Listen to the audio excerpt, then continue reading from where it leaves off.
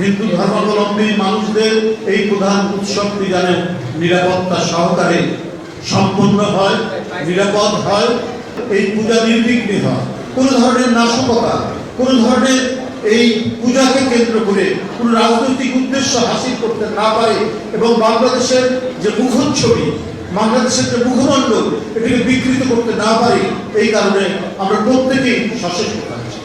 আমরা হিন্দু মুসলমান প্রত্যেকে একাকার হয়ে আমরা শপথ নিয়েছি যে আমাদের এই ধর্মীয় উৎসবটি, হিন্দু ধর্মাবলম্বী মানুষদের এই প্রধান উৎসবটি যেন নিরাপত্তা সহকারে সম্পন্ন হয়, নিরাপদ হয় এবং কোনো ধরনের এখানে কোনো বিঘ্ন না ঘটে, ব্যত্যয় নাই।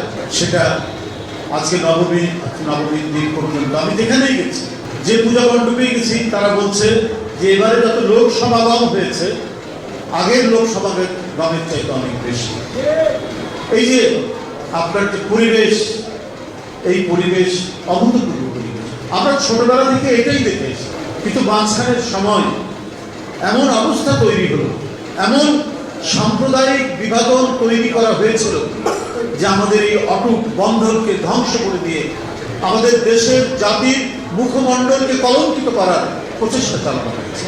আমি সবাইকে যারা এই কাজের সাথে যুক্ত, বাংলাদেশ জাতীয়তাবাদী দল, তারা আমাদের চেয়ারম্যানের শক্ত নির্দেশনায় তারা কাজ করেছেন, তারেক রহমানের নির্দেশনায় এখনো করে যাচ্ছেন এবং অন্যান্য রাজনৈতিক দল এবং সরকারও যথেষ্ট সতর্ক পদক্ষেপ নিয়ে তারা কাজ করছেন। আমি আপনাদের সাথে বলতে চাই যে আপনাদের এই উৎসব এবং পূজা এটা শেষ না হওয়া পর্যন্ত, বিসর্জন না হওয়া পর্যন্ত সবাই একেবারে কঠিন প্রাচীরের মতো কাজ করবে আপনাদেরকে সাথে, কোনো ধরনের ব্যত্যয় ঘটবে না।